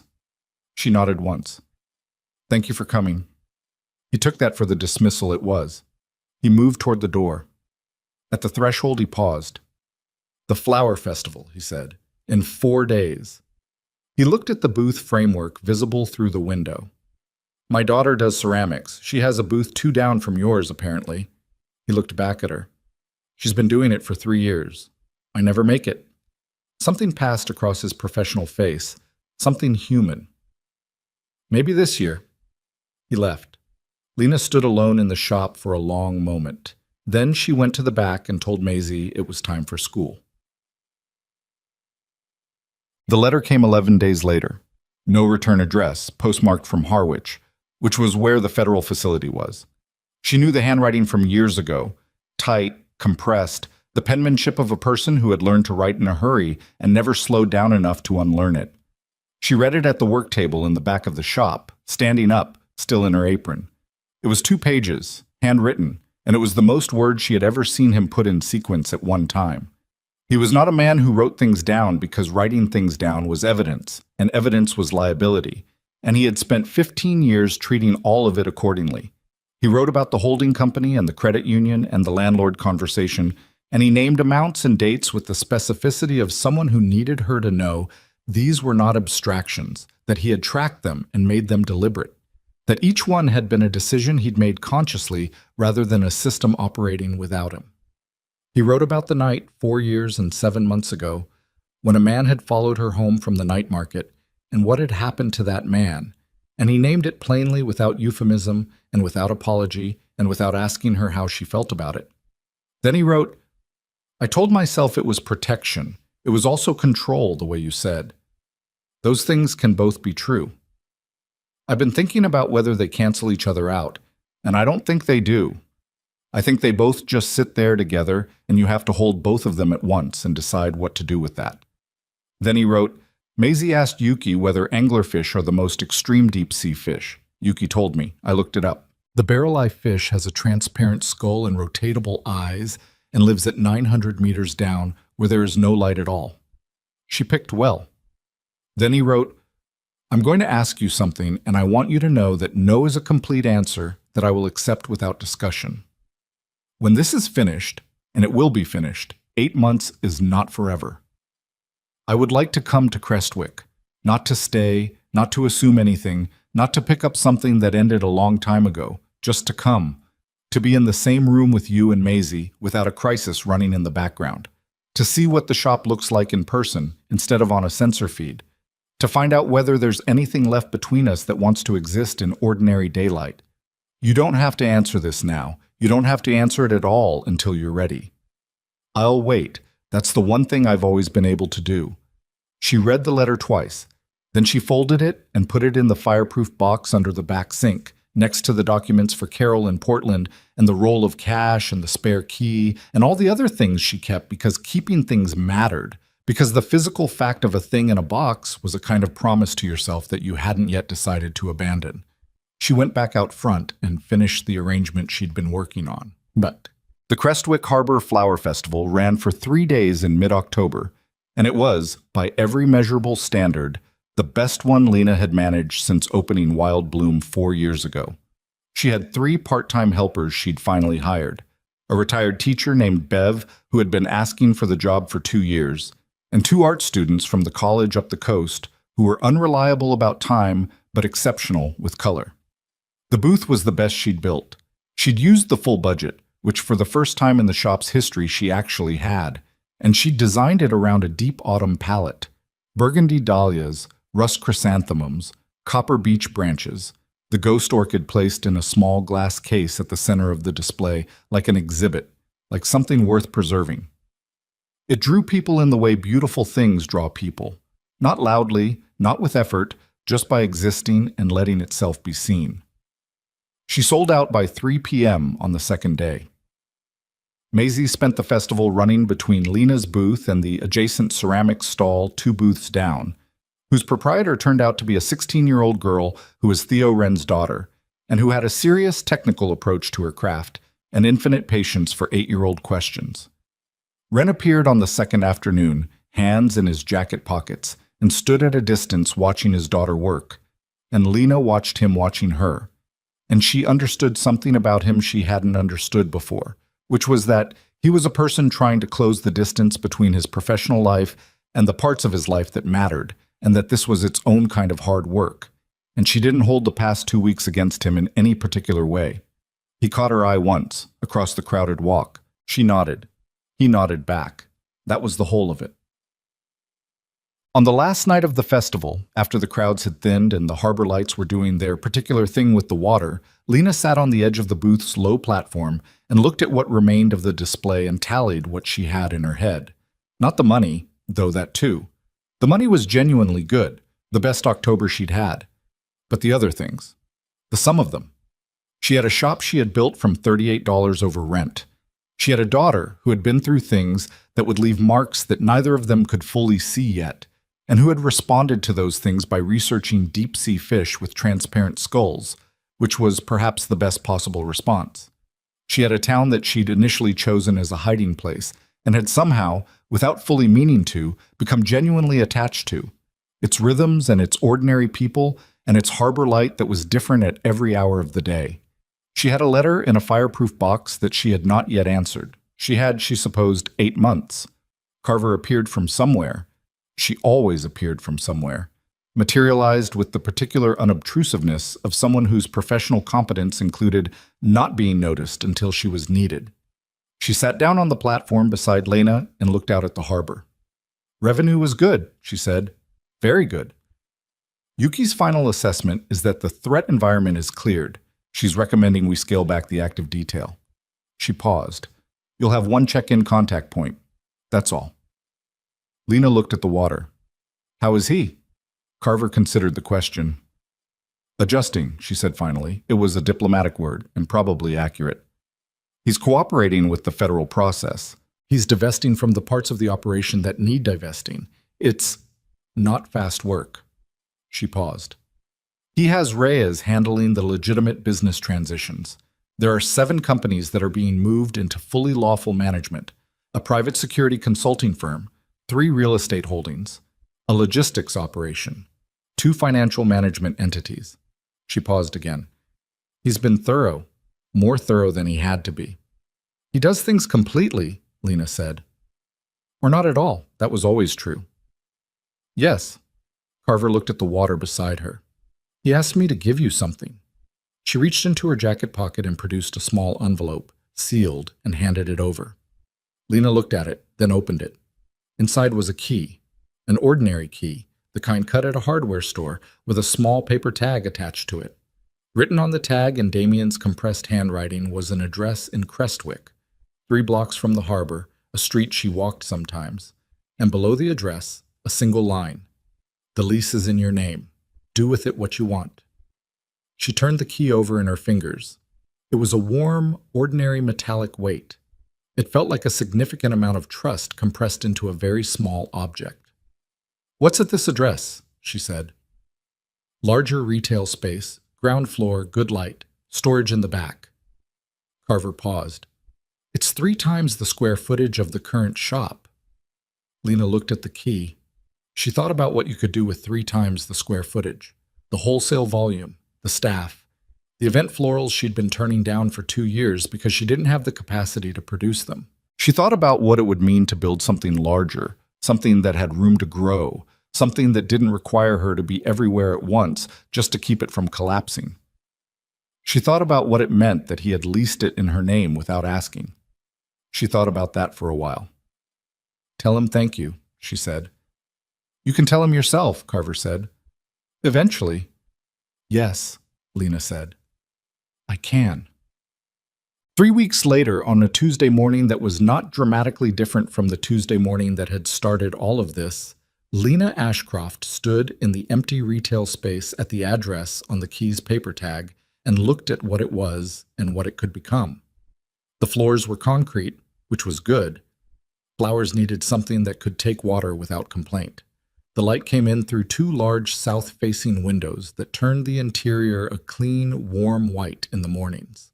The storage room in the back was properly ventilated, which she hadn't dared to hope for. There was a loading access on the side alley that would work for wholesale deliveries. Maisie was at school. Bev was running the current shop for the morning. Outside on the street, Crestwick was doing what it always did, existing at its own pace, unimpressed by urgency, accustomed to the rhythms of the water and the seasons and the ordinary rotation of people's ordinary needs. Lena walked the length of the space. Her footsteps on the concrete were the only sound. She walked it slowly, the way you walk a thing you're learning, not measuring, not planning yet, just occupying it, letting herself exist inside it and feel what it had to offer. She stopped at the south-facing windows. The street outside was familiar. She'd walked it 100 times. The hardware store 2 doors down, the coffee place on the corner where the owner always had too much seasonal merchandise and not enough seating. The gap between buildings through which, if you stood at the right angle, you could see a strip of harbor water catching the light. She stood at the window and looked at the street, and the street looked back, and she thought about the word clean, the word Damien had used with Wren, the thing he had asked for when he'd walked into a federal office and put everything on a table and asked for nothing except that outcome.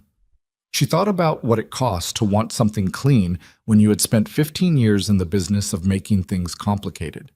She thought about whether clean was something you could build toward or whether it was something that either was or wasn't. She decided it was something you built toward. She decided it slowly and without drama, the way you decide the things that actually hold. She put the key in her pocket. She took out her phone.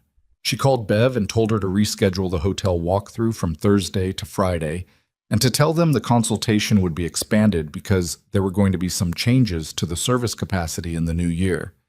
Bev said, "Oh, thank goodness. I've been waiting for you to figure this out."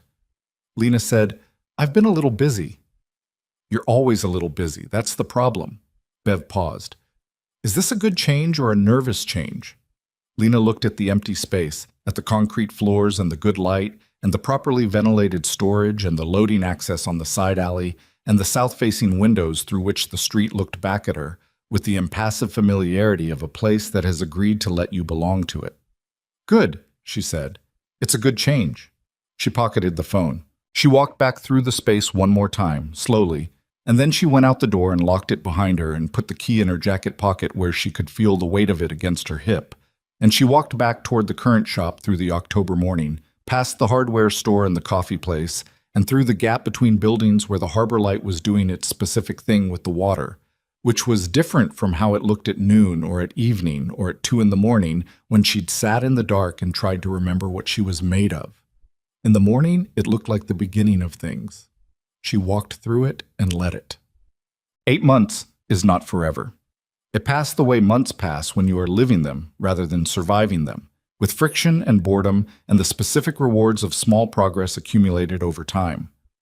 Bev turned out to be the best hire Lena had ever made, with an organizational instinct that made the new space's opening, 3 months after Lena first walked it, feel almost smooth. The art students from the coast came back, more reliable about time now, and brought 2 friends. A woman named Sal, who had run a plant nursery for 20 years, came on as the wholesale buyer and immediately made herself indispensable. Wild Bloom grew into something Lena hadn't let herself imagine. Maisie's barrel eye diorama won the school science display, which she received with the satisfied composure of someone who had known this was the right choice from the beginning. She started asking, around February, more specific questions about the man from the cannery. Not afraid questions, not accusatory questions, but the calibrated questions of a child building a picture from available parts. Lena answered them truthfully, each one, at the level of detail Maisie was actually asking for. She found this, to her surprise, easier than she'd expected. The truth was less complicated than the architecture she'd built around keeping it. Spring came in off the harbor with the particular aggression of coastal springs, cold and bright and insistent, and the new shop's south-facing windows turned it into something that warmed every arrangement Lena worked on. The call from Reyes came on a Thursday morning in April. "He's out," Reyes said. Simple as that. "Cooperation framework completed. Federal processing finished yesterday. He's out." She was standing at the main work table with a branch of flowering quince in her hand. She set the branch down. "Is he in Crestwick?" she said. "Not yet. He's in the city. He said to tell you he's not going to show up. He said to tell you that he'll wait for you to say if you want him to come." A pause. He was very specific about that. She looked at the south-facing windows, at the light coming in, at the flowering quince on the table, which was an early-season thing, tentative and extravagant at the same time in the way of early-season things. She thought about the letter in the fireproof box. She'd read it many times, not obsessively, practically. It was a document she returned to when she needed to check what she actually thought against what she was tempted to think instead. She thought about what he'd asked, whether there was anything left that wanted to exist in ordinary daylight. She knew the answer. She had known it for some time. The knowing wasn't the complicated part. "Tell him to come Saturday," she said. "The shop opens at 9. Tell him to come at 9:15. Reyes said, "I'll tell him." She picked the quince branch back up and went back to work. He knocked. 9:17. She heard the bell, heard it open, heard the footstep on the entry mat, and she was in the back getting a bucket, and she stayed there for 3 full seconds before she walked out. He was standing just inside the door, hands in his pockets, looking at the arrangement wall. The new wall, in the new space, which was larger than the old one and filled with more variety, more density, more of everything she'd been able to expand into in the past 5 months. He looked at it the way he'd looked at the old shop the morning he'd stood across the work table from her and confessed, like a document, like something he was reading carefully. The scar along his jaw, the gray at his temples, more of it now. The eyes exactly the eyes she remembered, which was both easier and harder than she'd prepared for. Maisie was in the back at her table, with her school reading. She had been told who was coming. She had said, with the dark-eyed gravity that was entirely her own, "Okay, just that." Then she'd gone back to her book. Damien turned when he heard Lena. They looked at each other across the shop. "You expanded," he said. "I used the space well," she said. "That's usually how it works." He looked at her for a moment. Something moved across his face, not the surface, the structural parts. He was doing what she'd seen him do at the cannery, on the concrete floor, looking at her and Maisie with everything visible and nothing demanded. "The quince," he said. He nodded at the arrangements along the left wall. "That's new. Early spring. It won't last." "It's good while it lasts." She looked at him. "Yes," she said. "It is." Neither of them moved. The shop was quiet around them, the working quiet of a place that was alive and doing what it was built to do. The hum of the cooler, the drip of the water buckets, the distant sound of the harbor. Then from the back, clearly and without preamble, Maisie's voice. The barrel-eye fish can also rotate its eyes upward to look for prey silhouetted against the surface light. Most people don't know that part. A pause. Then Damien said, at a volume that carried, "I knew the transparent skull part. I didn't know about the eyes." Another pause. Footsteps. Maisie appeared in the doorway to the back room, book under her arm, looking at him with the frank, evaluative attention she gave everything that was new and potentially interesting.